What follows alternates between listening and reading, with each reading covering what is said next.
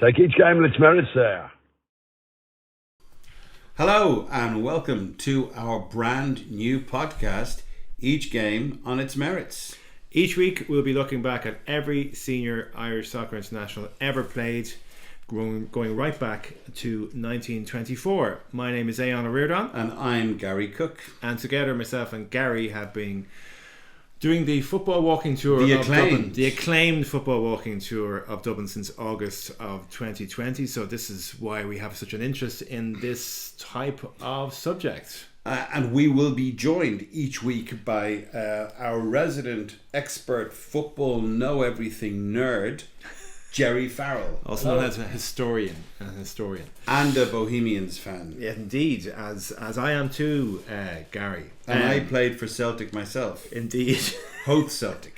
So, we're starting this week in our first episode with a game between the Irish Free State League and Glasgow Celtic, which was a fundraiser for the Irish Free State team to go to the 1924 Olympics. But before we go into that game, there's a whole heap of stuff that we have to talk about, including the establishment of the FAI, the rationale behind this game, why in fact that these games in the Olympics weren't recognised as senior internationals, and even having a discussion about the first game ever played by an Irish side. It's kind of controversial. Anyway, Jerry, talk to us a little bit about the split, the foundation of the FAI, its recognition by FIFA, and then this conference that happened in 1923 between the various different associations on these islands, all of which leads up to the Free State finally getting a chance to pull a team on a pitch, and the rationale behind getting this fundraiser organised. And in fact, it wasn't necessarily the first game they played, because they also played a game against the Welsh League a number of weeks before that. A lot to get through, Jerry. Yeah, a lot to get through, Ian, absolutely. And look, you could do a whole episode on the before time. So obviously Ireland as a Okay, so let's have the episode of the before times now. So tell me, Ireland did have a football team before that, briefly, by the way, the whole country. That's right. So fourth oldest football association in the world, founded in 1880, the IFA, based in Belfast, and they're playing internationals from the 1880s all the way through up until the First World War, pretty much. And look, our international record isn't great, but by the time when war is on the horizon, the Home Nations Championship, so kind of think of it like the old rugby Home Nations, the five nations as it was before Italy joined, things like that. And even before that, before France joined, it was the four nations. Every year a Home Nations tournament was played between Ireland, England, Scotland and Wales. It was played all the way up to the 1980s. And in 1914 Ireland are champions, and you could arguably say that means they're probably one of the strongest teams in the world, because you got to remember, football is becoming professionalised in these islands much quicker than it is almost anywhere else, and that team is properly an All-Ireland team. There's been accusations levelled against the IFA at the time that they're very focused on players from Ulster, from Belfast and so on, but this team has players from Donegal, from Dublin, from Wexford, from Galway in that squad. And it's captained by a Dub called Patrick O'Connell, who we will talk about again when he becomes manager of Barcelona. But anyway, so it's a proper All-Ireland team, and they're a very good side, and they win the championship in 1914. Exactly. And then war happens by 1915. Football is pretty much regionalised, so there's a Dublin and District League. Basically the Leinster Senior League is the senior league in and around Dublin. There's a Belfast and District League and so on. After the cessation of hostilities, the Irish League doesn't quite come back yet. There's an awful lot of tension. Think about what's happening in Ireland. 1919, you have the declaration of the First Dáil, the outbreak of what we describe as a War of Independence, and the Irish Cup is still played, but more and more you're beginning to see the political tensions that are happening in the country represented on the football pitch. So 2 times the Irish Cup Shelbourne win the Irish Cup by default, because both semi-finals end in kind of violence and disturbance, things like that, one year. And then the following year, this is in the middle of the War of Independence. Dublin and Belfast are not safe cities at all, but Shelbourne are playing Glenavon, who are a team from Lurgan. There's a draw, and the kind of standard sort of situation would be that the replay would happen in the other team's stadium, so that would be Shelbourne Park in Dublin. but the IFA ruled no, the replay has to happen in Belfast. So Shells are very annoyed by this and basically, resign in protest. Now, there's been a lot of stuff leading up to that. The IFA have taken junior intermediate cup finals away from Dublin. There's been a protest where an Irish tricolour is waved at an amateur international match in France, which creates a bit of a diplomatic incident and so on. Yeah, they were the head of the IFA at that point, or the football, whatever. I was going to say the Football Association of Ireland, but that's what it became. The IFA were quite unionist orientated. Was that true? They would have been, yes. And there's definitely a view from Dublin that basically it's Belfast dominated, that they prioritise Belfast for international matches, for cup games, and they prioritise Belfast players for selection for national teams. So that, Dublin doesn't really get any internationals. The last international match in Dublin, I think, is Ireland versus Scotland in 1913, which is Dalymount. There's only 5 matches, I think, in Dublin prior to that. So there's one on Lansdowne Road and another 3 in Dalymount Park. So if you're a Dublin football fan, a Dublin-based football fan, you didn't see the international side very often. So that bias would very be quite alive in people's heads. Yeah, and that's before we even start talking about expanding the game into Munster or Connacht or anywhere else in the country. Right. Okay. So anyway, so what happened? So Shelbourne are the reason why the country's partitioned. Shelbourne, I suppose, are the straw that breaks the camel's back. They refused to go up to Belfast for that match against Glenavon. Right. And then basically there's objections from the FAI, from the Leinster Football Association, I should say, which was founded in 1892. And eventually the Leinster Football Association, they have a meeting in Molesworth Hall, which is just on the corner of Molesworth Street and Dawson Street now. And they basically decide that the Leinster Football Association is going to withdraw from the IFA and reconstitute itself as a Football Association of Ireland. Right. That's in 1920. And very quickly they set up a league and a cup competition, with what we would know now as the League of Ireland, the FAI Cup. Right. They have their genesis, their birth there. On kind of Dawson Street, so which is quite interesting because it is now a restaurant, the Ivy Restaurant, as far as I'm aware. So there would have been plenty of precedent for champagne and stuff like that. What was to come. So it wouldn't be accurate to say that it was a clean split because of partition that the FAI was founded. There was a disagreement before the treaty debates of 1922. Okay, right. So we're now in a situation where the FAI has to establish, I suppose, itself on the international scene, and so it's locked out of the home international championships. It's locked out of this 4-nation pre-World Cup major international competition. So and this is the peak football competition. It's worth saying there's no World Cup at this time. There's no European Championships. The Olympics is an amateur competition which isn't viewed as important. This is the big draw, and what the public wants to see is Ireland versus England, Ireland versus Scotland. These are the big draws. These are the biggest games in world football as far as the Irish supporters are concerned. So they get FIFA recognition in 1923 after quite a bit of difficulty, because there's a lot going on. FIFA have been founded by kind of European nations, and they invite what we would consider the home nation FAs, the FA of Wales, the English FA, the Scottish FA, to join, but they have a very uneasy relationship, and the FAI isn't. The home nation associations don't really back FAI membership. They object to it, but we're backed up by the likes of the Italians and the Swiss associations. We become a kind of a associate FIFA members and then full FIFA members. Now, we have to get into just a little bit of detail here, because at the time the FAI, we love detail. Yes. Jerry. I mean, it's our thing. It is, detail is our thing. Although there is one detail that we haven't stressed so far.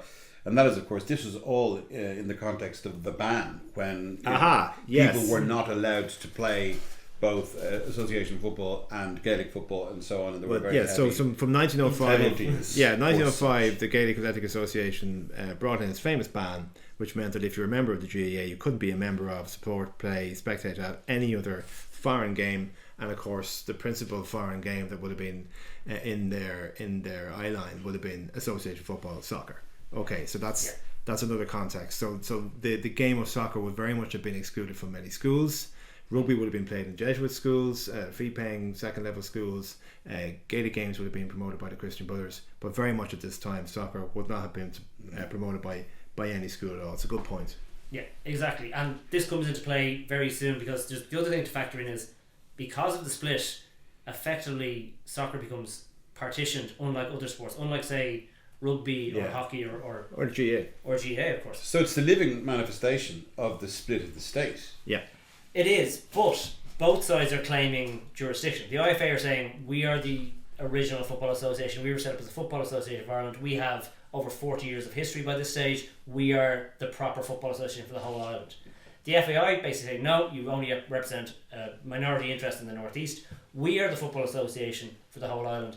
And to show that, they have affiliates from Belfast. So they have the Falls and District League, and they have other leagues within the 6 counties affiliating to them. So the 1923 FAI Cup champions are Alton United, who are from the Carrickhill area of Belfast. So they're, up until Derry City, they're the first team from the 6 counties who win the FAI Cup.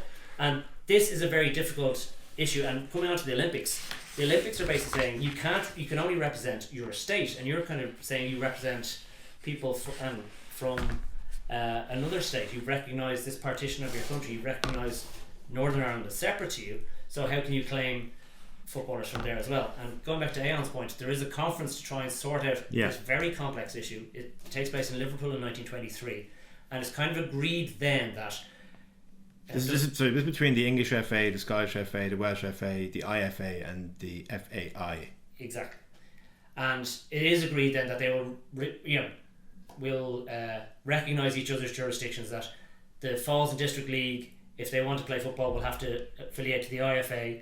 And similarly, the IFA won't try, as they did, to poach teams from Dublin and elsewhere to affiliate to them and play in their league structures. Right. So, because this happens, this allows Ireland to then become a full FIFA member, because FIFA don't want to get involved in a border dispute like that, saying, well, he's picking our player. No, he's our player. They don't want that. Similarly, the Olympics don't want that. And the Irish Olympic team is, and we have to be clear on this, is an all-Ireland team. They're looking for someone representing Ireland, the Olympic. Oh, really? Okay. Yes. All right. Okay. Very good. So, but it becomes. That must have been quite counter to the politics at the time. It's very different. And if you could go off on a lot of times. Well, we could, yeah. We haven't even spoken about this. We're going to get to the Glasgow Celtic match, ladies and gentlemen. We definitely are. So, okay. So this is the interesting thing is that I think the FAI and the Irish Free State are both looking for international legitimacy, right? And they probably look at the Olympic competition being as their first opportunity. Yeah. So this game, the Irish Free State organised a game in order to raise some money, but they originally play against the Welsh League. The Welsh League agree to a fixture, and you've written about this, Jerry. That's right. So that conference in 1923, there's kind of a regularisation of understanding between the different associations, right. And one of the kind of sops they kind of give the FAI is we'll recognise you now and we'll allow interleague games. So the first interleague game is between the Welsh League and the Irish League, and interleague games were very, very common up until then, and continuing for many, many years afterwards. Which was played on the 9th of February 1924. And it's a 3-3 draw. It's a lot of incident in the game, not a huge amount of quality, but it's the first time that a representative side representing either Ireland, the FAI or the Irish, the League of Ireland, as we would call it, takes the field. And it's in Dalymount Park in February of that year. So the allegiance or identity of your average Dublin football fan, they're probably intrigued as to what this side is and who they represent. So but the big game that we're talking about today anyway is the Irish Free State or the Irish Free State League. I think it's probably the Irish Free State League. But anyway, it's a fundraiser for the Olympics. They want to go to the Olympics. They need to fund it. And so Glasgow Celtic are invited to play this match in Dalymount Park. And it's the first big game, you might suggest, an international, if we can even call it that, between an Irish representative side, a Scottish side. And it's played on the 23rd of February 1924, almost 100 years ago, in front of 22,000 people. Which is a record attendance in Dalymount at the time, and it happens because of that conference in 1923. The British associations give an okay for their clubs to start playing friendlies in Ireland again. Right. So Celtic had a bit of a globe-trotting reputation. They'd been around the place a little bit. They like to go travelling. Right. So this Ireland team, and it's interesting. There's a photograph here we have of the team that lined out that day. I thought that was Don Corleone there in the front. I thought it was Pat Dolan. Yeah. There's a bowler hat sort of dynamic going on here in this photograph. The shirts, they appear to be light blue. Can't be 100% sure of that, but certainly the Olympic jersey was blue, patch was blue. We know it was blue because Celtic are obviously wearing their traditional green and white, so to avoid a colour clash they are light blue. We know the Free State League in the Welsh game did wear green though. Did wear green? Okay, but this crest on the Irish shirts is a harp. So is that trying to identify themselves separately from the shamrock, separately from what went before? We don't know. I'm not sure if Celtic were wearing a shamrock on their jersey at the time as well. Okay, fair enough. There is a discussion as well that you didn't wear a crest on your club shirt, or only if in a cup final, and crests are really for either a club getting a cup final or someone who's representing their country. That's really? Okay, so that's kind of the jersey protocol back in the 20s. Right. So you go. So crests so it had to be a very significant game. Yeah. All right. Okay. Just one thing. Serious haircuts going on here, Gary. I think we should note here. Yeah. Not many moustaches, which is a disappointment to me. And James Reynolds of Bohemians is the very large man in the bowler hat in the middle. Okay. So the team is Bill O'Hagan from Fordsons. We'll talk about Fordsons again, but they're a Cork-based club. Paddy Kavanagh from Shells, Jack McCarthy from Bowes, Ernie McKay from James's Gate. Mick Foley from Shells, Jock Simpsons from Shells, Alec Kirtland from Shamrock Rovers, Jim O'Flaherty from UCD, Charlie Dowdall from St James's Gate, Jackie Fagan from Shamrock Rovers, but superstar extraordinaire Val Harris, a man who was described as having one leg that effectively acted as a crutch, and a former All-Ireland winner with Dublin. Yes. And this guy's a sensation. I'm going to say he won that All-Ireland, so we think about the All-Ireland differently now as well, because when you became county champion, your club was then the club that represented the county, so the best team in Dublin. In his case, it was a team from Ringsend called Oz of the Sea. They would represent Dublin in the All-Ireland, and then they would go to the final and so on. He was about 19 or 20 when he won that All-Ireland. And actually on that Dublin team as well, he would have been playing with a guy called JJ Walsh, who we'll come to in the Olympic league as well, because he's Ireland's man on the International Olympic Committee. But we'll come to that. So he's an excellent player for Oz of the Sea. He wins a couple of All-Irelands, but kind of probably by the time he's 2021, he's thrown his lot in with soccer, and he's playing for Shell. So he's played for a couple of other junior teams, a team called Emeralds, a few others. But he's then kind of by the turn of the century he's playing for Shelburne.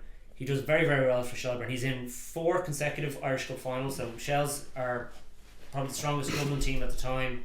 There was actually an all Dublin final which Bowes win in 1908, but he does win a cup with Shelburne, and he's pot property. He's has a chance to move to a couple of English clubs. He talks about West Brom, Blackburn, Bury are all looking to sign him. And even in one interview in 1905, he talks about being offered almost £4 a week. He's offered £3.10 a week to go play in England when the maximum wage is £4. And just put in context, like someone who's working down the docks or something like that in Dublin might be looking to earn £1.06 a week. So it was luxury money at that point. Very good money for a working man at the time. And he was a player now who, as I said just a couple of minutes ago, I was intrigued to see was they referred to one of his legs as like a crutch to hold up his body. What happened, and how was he so good that he could cope with this? Well, I suppose he is a one-footed player. We should say he's a half-back. So for anyone not familiar with the old football formations, it's probably really a defensive midfielder. Yeah. You have your goalkeeper, you have your 2 full-backs who are effectively centre defenders.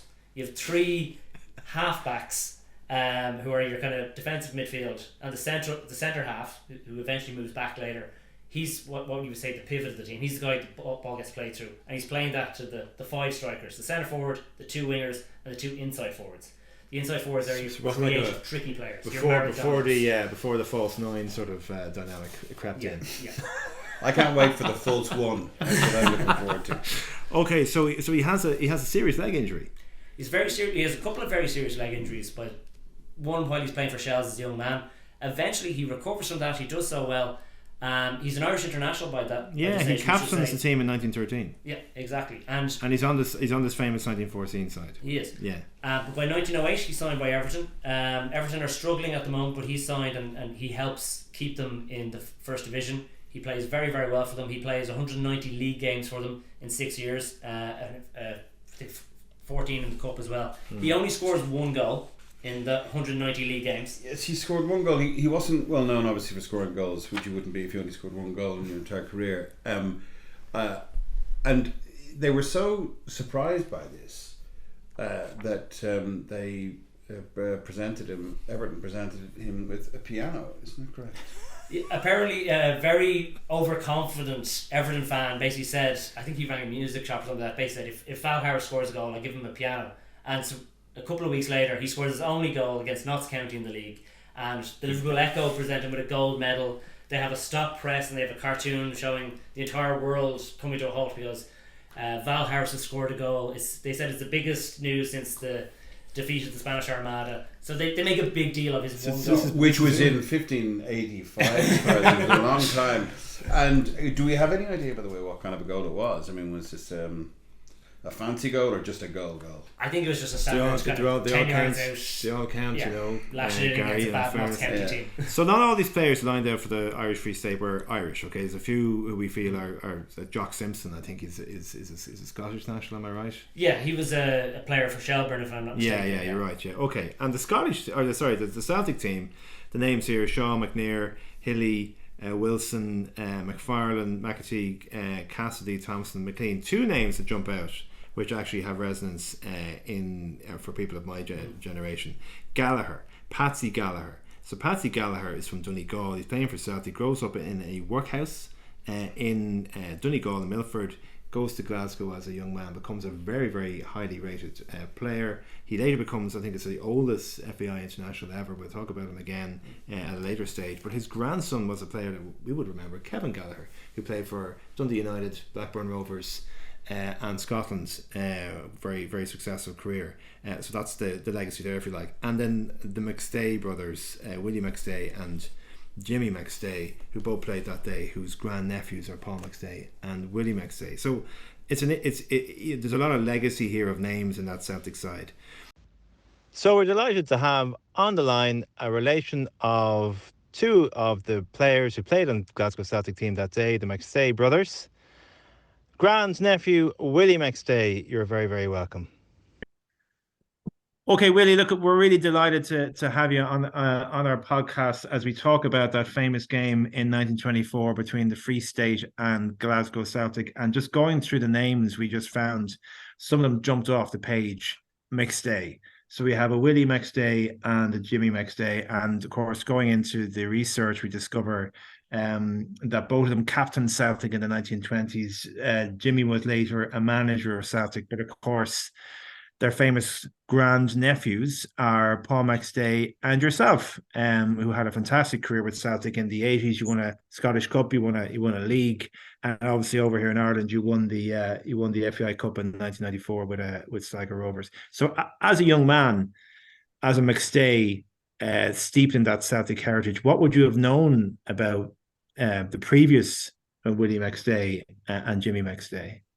Yeah, well, from I could walk and understand football, I knew about the great uncles.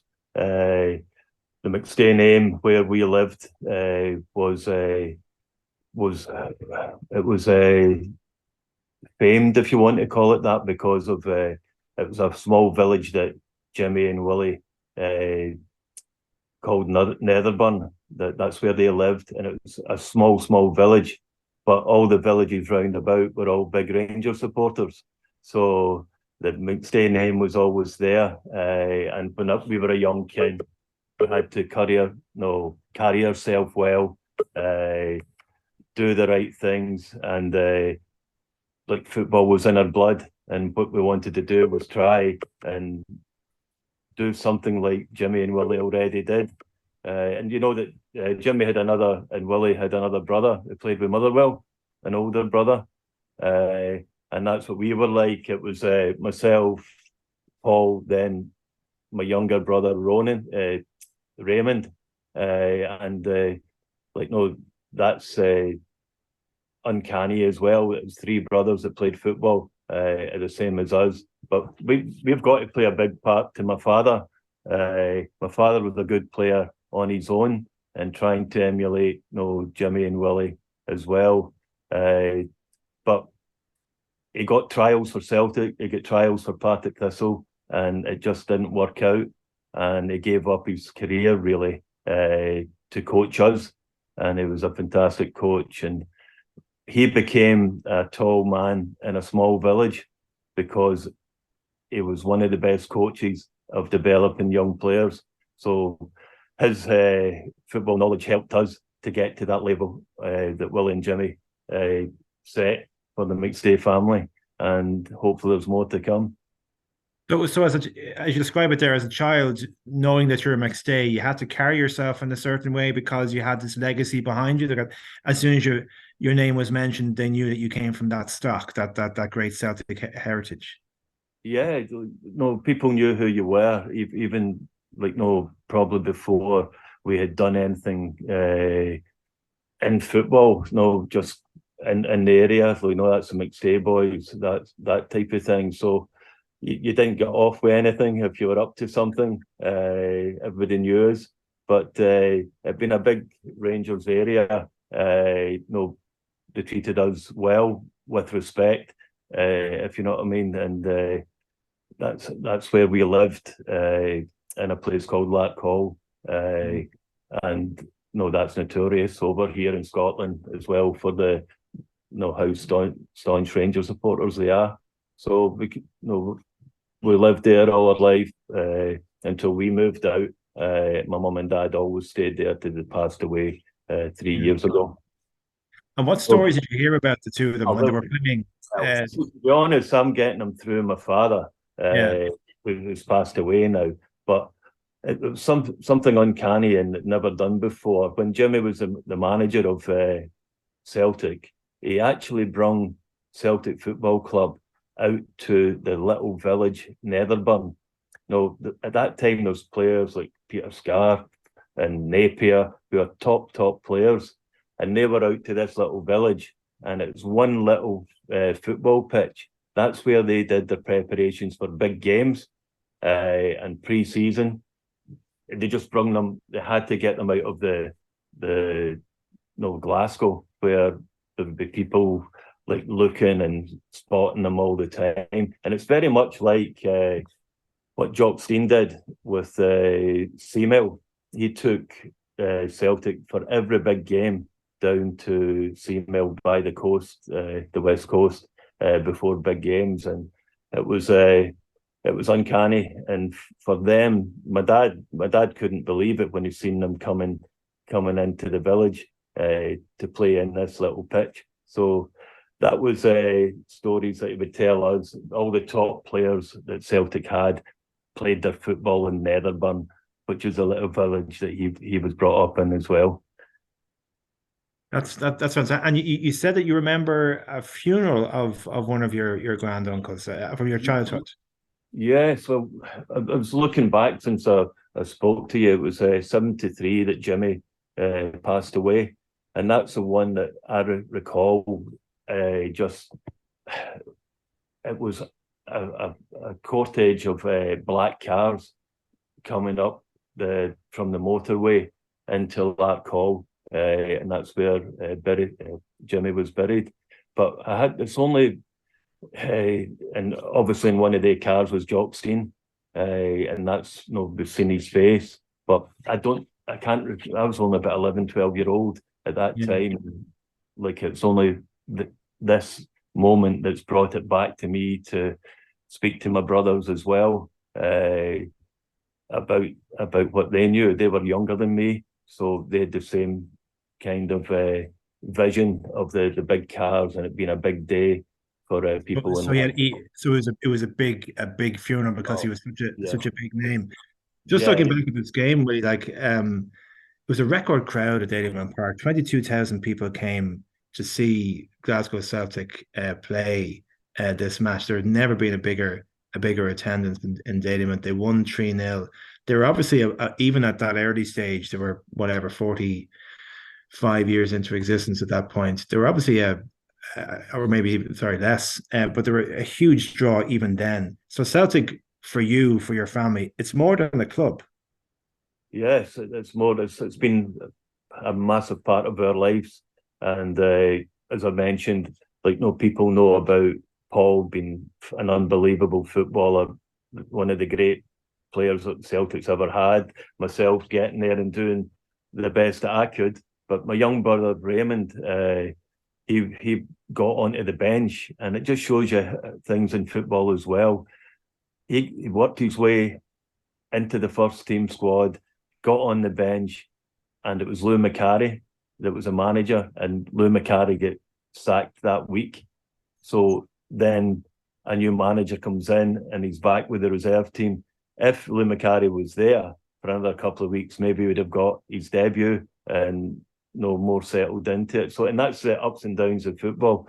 But no, it's the McStays everywhere we go, and even now, like there's the great song, that idolizes Paul as well. So we try to keep everything right, but it's in the blood. And as you know, if you look at the backdrop here, I've come back from Sligo at 16 years, developing young players and recruiting, and obviously working with the top end and the players as well. Managers changed that, and I've moved away, but Celtic's always in your heart. I'm back, and I've been back now for another 8 years, and heading off the recruitment, and I just love it, and I do, and it's humbling for us that the name McStay and Celtic go together.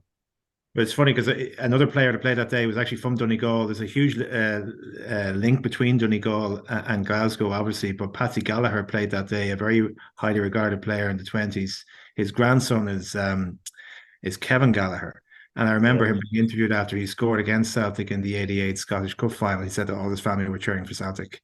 That the link is so strong between that family, his family, and Celtic. So that's a fantastic legacy for you to have, and for us, it's a great honor for you to have you on our podcast.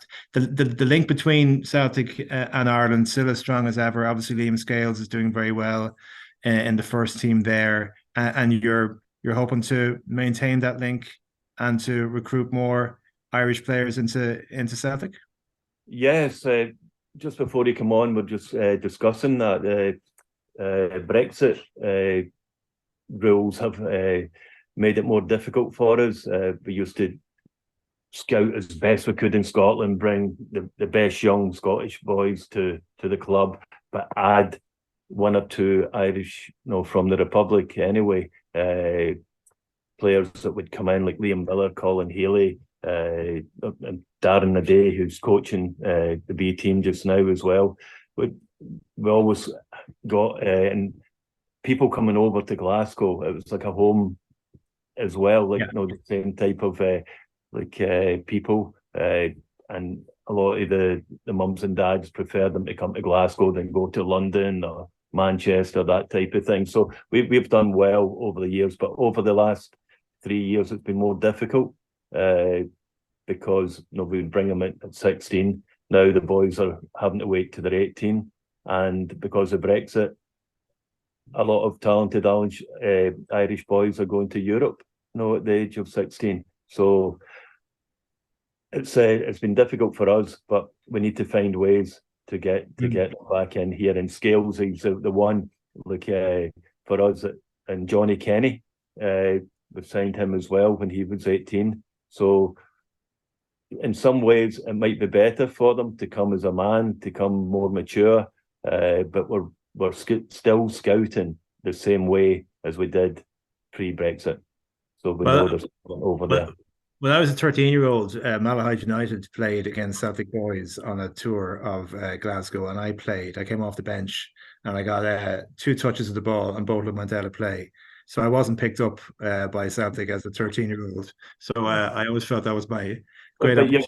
You've just said there you picked the ball up. Awesome. It's football we're playing, not the guy. Exactly. Yeah. Well, listen, come here. Thanks so much for your contribution to Irish football and what you did with Sligo Rovers. I know you have great Irish connections as well. But thanks so much for coming on, talking about your granduncles, of whom you're obviously rightfully proud. Yeah, definitely. And as I say, like in the role I've got just now, I'm over in Ireland a lot, and we're still looking for the next one to come. Okay, great. Thanks so much, Willie. That's my wee advertise now. Come back to Celtic.